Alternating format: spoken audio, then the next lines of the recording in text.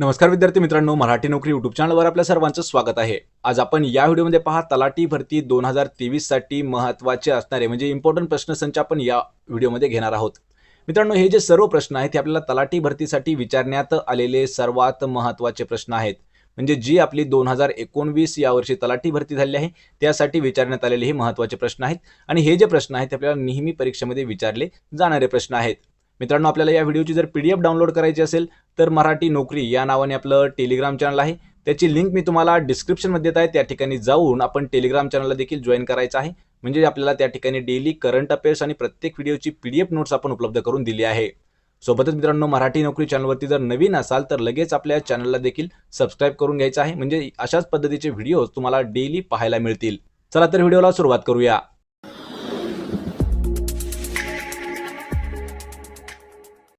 तर पहा, आपला प्रश्न पहिला आहे, पर्यावरण संस्थेमध्ये खालीलपैकी कोणाचा समावेश होतो? मित्रांनो, हे सर्व प्रश्न जे आहेत पहा, हे तलाठी भरती जी 2019 या वर्षी झाली आहे त्यामध्ये विचारण्यात आलेले प्रश्न आहेत, त्यामुळे हे प्रश्न महत्त्वाचे आहेत। पीडीएफ डाउनलोड करू शकता, लिंक तुम्हाला दिलेली आहे। पर्यावरण संस्थेमध्ये कोणाचा समावेश होतो? तर या प्रश्नाचं उत्तर आहे पर्याय क्रमांक 3, सजीव आणि निर्जीव या दोघांचाही समावेश जो आहे हा पर्यावरण संस्थेमध्ये करण्यात येतो। मित्रांनो, प्रश्नाचं जर उत्तर येत असेल तर 3 ते 5 सेकंदामध्ये आपण प्रश्नाचं उत्तर कमेंट करून द्यायचं आहे, म्हणजे एक प्रकारे आपलं रिव्हिजन देखील याच व्हिडिओमध्ये होऊन जाईल। तर पहा, यानंतरचा प्रश्न आहे, 2019 मध्ये तिरंदाजीमुळे कोणाला पद्मश्री पुरस्कार प्रदान करण्यात आला होता? तर या प्रश्नाचं उत्तर आहे पहा पर्याय क्रमांक 2, बोंबल्या देवी लेशराम यांना 2019 मध्ये पहा तिरंदाजीमुळे त्यांना पद्मश्री पुरस्कार देण्यात आलेला आहे। पर्याय 2 आपलं उत्तर होईल। प्रश्न क्रमांक 3 आहे, महाराष्ट्र राज्याची स्थापना खालीलपैकी कोणत्या वर्षी झालेली आहे? मित्रांनो, हा प्रश्न थोडासा इम्पॉर्टंट आहे। पहा, महाराष्ट्र राज्याच्या स्थापनेवरती अवलंबून प्रश्न आहे। या ठिकाणी आपल्याला या प्रश्नाचं उत्तर होईल पर्याय क्रमांक 3, तर 1960 या वर्षी। पहा, 1 मे 1960 या दिवशी महाराष्ट्र राज्याची स्थापना झालेली आहे। तर 1 मे हा जो दिवस आहे हा महाराष्ट्र दिन म्हणून देखील साजरा केला जातो। पहा, महाराष्ट्र दिन म्हणून 1 मे साजरा केला जातो। तसेच कामगार दिन, पहा कामगार दिन म्हणून देखील 1 मे हा जो दिवस आहे हा साजरा करण्यात येतो। आपल्याला या ठिकाणी वर्ष विचारलं आहे तर वर्ष आहे फक्त 1960। पूर्ण जर तारीख विचारली तर आपल्याला 1 मे 1960 आपलं उत्तर होणार आहे। यानंतरचा प्रश्न आहे, ध्वनिदर्शक शब्दांची योग्य जोडी ओळखायची आहे। पहा, ध्वनिदर्शक शब्द म्हणजे काय? तर एखादा जो आवाज आहे हा कशाशी प्रॉपर मॅच होतो असा आपल्याला प्रश्न आहे। तर लक्षात ठेवा, या ठिकाणी उत्तर असणार आहे पर्याय क्रमांक 4, तर तलवारींचा असतो पहा खणखणाट। लक्षात ठेवा, हा जो ऑप्शन आहे हा बरोबर आहे। या ठिकाणी विजांचा गडगडाट दिला आहे आणि ढगांचा कडकडाट दिला आहे। तर पहा मित्रांनो, विजांचा कडकडाट होत असतो आणि ढगांचा गडगडाट होत असतो, म्हणजे या ठिकाणी ऑप्शन जे आहेत हे अल्टरनेट केलेले आहेत। आणि ज्या बांगड्या आहेत पहा, बांगड्यांचा लक्षात ठेवा कलकलाट होत नसतो। ज्या चिमण्या आहेत त्यांचा चिवचिवाट किंवा कलकलाट त्यांचा आपल्याला जाणवू शकतो, बांगड्यांचा होत नसतो। या ठिकाणी विजांचा कडकडाट, ढगांचा गडगडाट आणि तलवारींचा असतो का खणखणाट, म्हणजेच पर्याय 4 आपलं उत्तर म्हणजेच योग्य जोडी असणार आहे। तर पहा, यानंतरचा प्रश्न आहे, विमानांचा ताफा तसा माणसांचा काय असतो? या समूहदर्शक शब्द कोणता आहे? पहा, विमानांचा काय आहे? तर विमानांचा असतो पहा ताफा, त्याचप्रमाणे माणसांचा काय असेल? आणि याचं उत्तर आहे पर्याय क्रमांक 4, तर माणसांचा पहा जमाव असतो। लक्षात ठेवा, माणसांचा असतो जमाव। पर्याय 4 आपलं उत्तर होईल। प्रश्न 6वा आहे, मुंबईमध्येच म्हणजेच बॉम्बेमध्ये 1885 साली भारतीय राष्ट्रीय काँग्रेसचे पहिले अधिवेशन खालीलपैकी कोणी आयोजित केले होते? पहा मित्रांनो, प्रश्न महत्त्वाचा आहे। तर आपल्याला जे 1885 मध्ये भारतीय राष्ट्रीय काँग्रेसचं पहिलं अधिवेशन झालं आहे यावर आपल्याला 2च प्रश्न हे महत्त्वाचे विचारले जातात।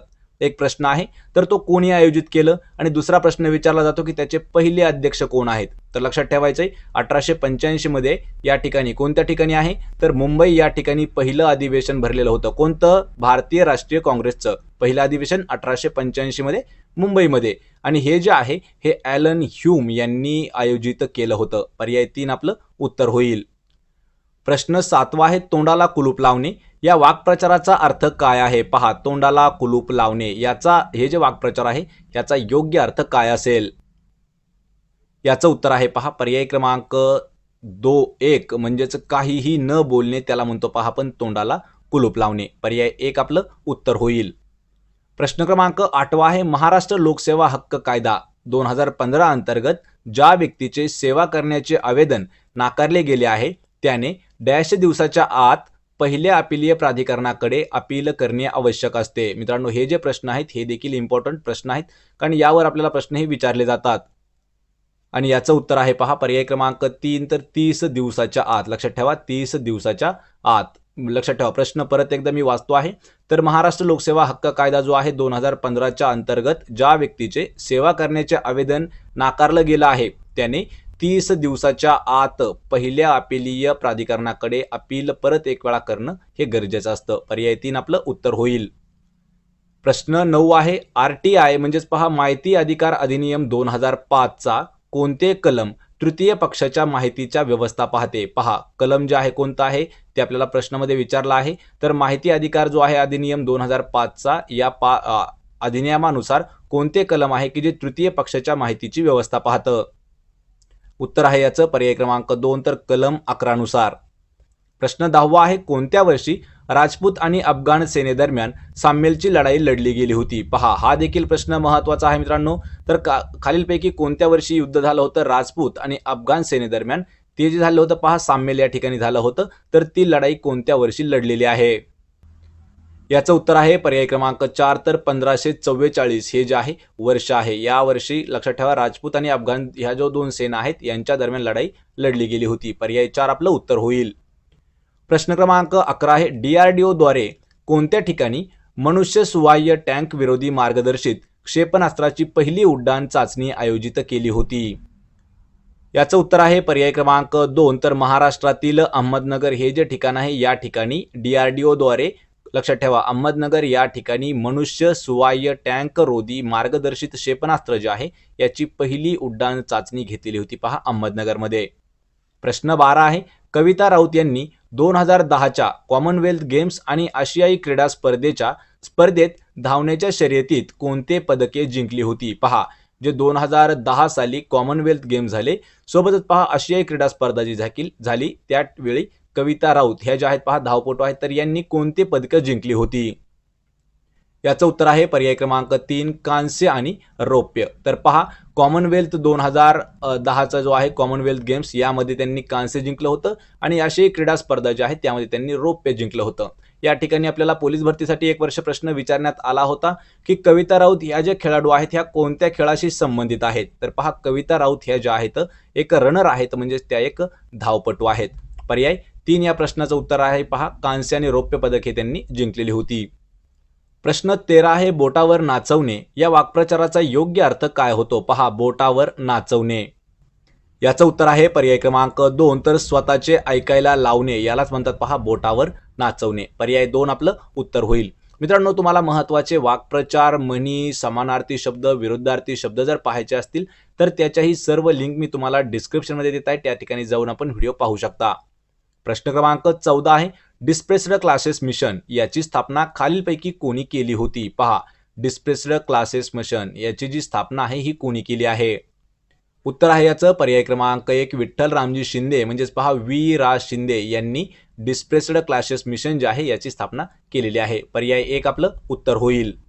प्रश्न क्रमांक 15 आहे, राजीव गांधी विज्ञान आणि तंत्रज्ञान आयोगाने राष्ट्रीय काउन्सिल फॉर सायन्स म्युझियमच्या सहयोगाने डॅश येथे उपप्रादेशिक विज्ञान केंद्र स्थापित केले जाणार आहे.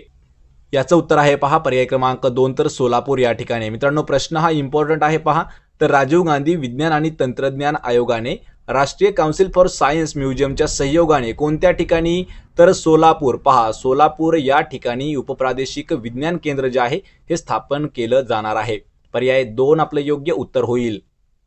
प्रश्न 16 आहे, खोया पाया हे जे पोर्टल आहे डॅशवरील माहितीची देवाणघेवाण करण्यासाठीच एक नागरिकांसाठीची वेबसाईट आहे. पहा, खोया पाया हे जे पोर्टल आहे किंवा ही जी एक वेबसाईट आहे ही कशासाठी आहे?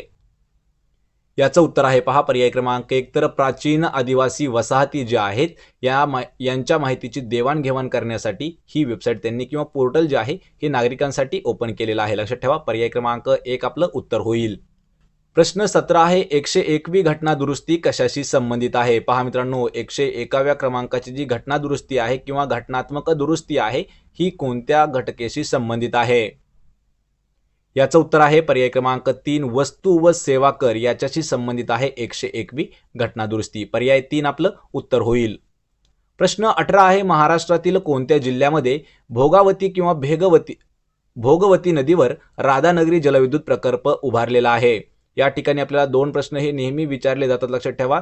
तर राधानगरी जलविद्युत प्रकल्प जो आहे हा कोणत्या नदीवर आहे? लक्षात ठेवा, भोगवती किंवा भोगावती या नावाची नदी आहे. तर या नदीवर उभारण्यात आलेला आहे राधानगरी जलविद्युत प्रकल्प. या ठिकाणी अजून एक प्रश्न विचारला जातो की राधानगरी जलविद्युत प्रकल्प कोणत्या जिल्ह्यामध्ये येतो? तर पहा, या प्रश्नाचं उत्तर असणार आहे पर्याय क्रमांक 3, तर कोल्हापूर या जिल्ह्यामध्ये आहे पहा राधानगरी जलविद्युत प्रकल्प, जो भोगावती नदीवरती उभारण्यात आलेला आहे. पर्याय 3 आपलं योग्य उत्तर होईल, कोल्हापूर. प्रश्न 19 आहे, अन्न साखळीमध्ये तृतीय पोषण पातळी ही नेहमी डॅश यांनी व्यापलेली असते. पहा, जी आपली अन्न साखळी आहे यामध्ये म्हणजे तिसरी जी पोषण पातळी आहे ही नेहमी कशाने व्यापलेली असते? आणि याचं उत्तर आहे पहा पर्याय क्रमांक 2, म्हणजे जे मांस खाणारे प्राणी आहेत किंवा मांसभक्षी आहेत त्यांनी व्यापलेले असते पहा तिसरी पोषण पातळी. पर्याय 2 आपलं योग्य उत्तर होईल. प्रश्न 20 आहे, शासकीय योजना आणि माहिती पाहणे तसेच विविध कागदपत्रांसाठी आवेदन करण्यास जनतेला सक्षम तक्रार निवारण पोर्टल कोणते आहे? मित्रांनो, प्रत्येक प्रश्न हा अल्टरनेट विचारलेला आहे. प्रश्न पण सोपा आहे. तर पहा, शासकीय योजना किंवा माहिती पाहणे तसेच विविध कागदपत्रांसाठी आवेदन करणे म्हणजेच अप्लाय करण्यासाठी जे नागरिकांना एक तक्रार निवारण पोर्टल सुरू करून देण्यात आलेलं आहे त्याचं नाव काय आहे? तर पहा, पर्याय 1 आपले सरकार हे जे आहे हे नागरिकांच्या सुविधेसाठी तयार करण्यात आलेलं एक तक्रार निवारण पोर्टल आहे. पर्याय 1 आपलं उत्तर होईल.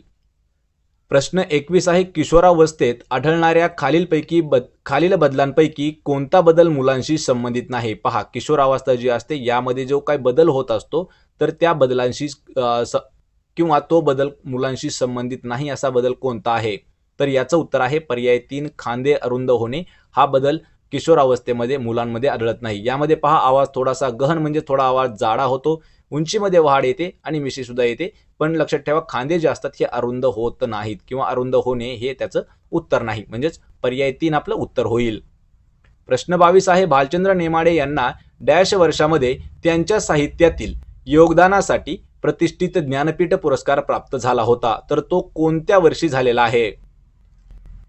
याचं उत्तर आहे पर्याय क्रमांक 1 तर 2015. लक्षात ठेवा मित्रांनो, 2015 या वर्षी भालचंद्र नेमाडे यांना साहित्यामधील योगदानासाठी प्रतिष्ठित ज्ञानपीठ पुरस्कार जो आहे हा प्राप्त झाला होता. पर्याय 1 आपलं उत्तर होईल. प्रश्न 23 आहे, डरकणे किंवा डरावणे हा ध्वनिदर्शक शब्द खालीलपैकी कोणत्या प्राण्यासाठी वापरला जातो? याचं उत्तर आहे पर्याय क्रमांक 4 तर बेडकासाठी. पहा, बेडकाचे असतं पहा डरावडराव किंवा त्याला म्हणतात पहा डरकणे किंवा डरावणे असं त्याला म्हटलं जातं. लक्षात ठेवा, कोंबडा जो असतो, कोंबडा हा आरवणे, कोंबड्याचा जो आवाज आहे त्याला आरवणे म्हणतात. सिंह जो असतो पहा, सिंह करत असतो पहा गर्जना. म्हैस जे असते, म्हैस असते पहा हंबरते किंवा हंबरणे ही म्हैसीचं ध्वनिदर्शक म्हणजेच आवाज आहे.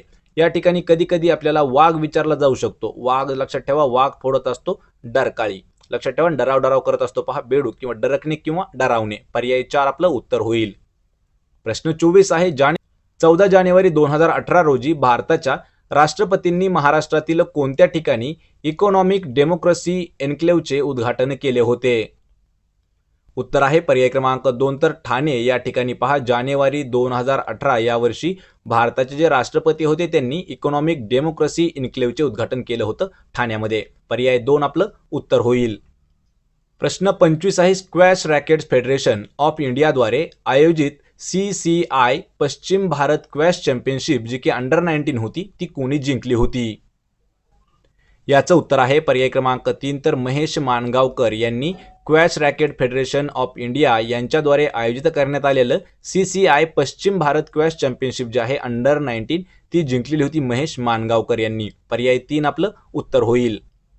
प्रश्न क्रमांक 26 आहे, लोकसभेमध्ये अविश्वासाचा ठराव मांडण्यासाठी किती सदस्यांचा पाठिंबा असणे आवश्यक आहे? सर्वात इम्पॉर्टंट हा प्रश्न आहे पहा. तर लोकसभेमध्ये आपल्याला अविश्वास जर ठराव मांडायचा असेल तर त्यावेळी किती सदस्यांचा पाठिंबा असावा लागतो?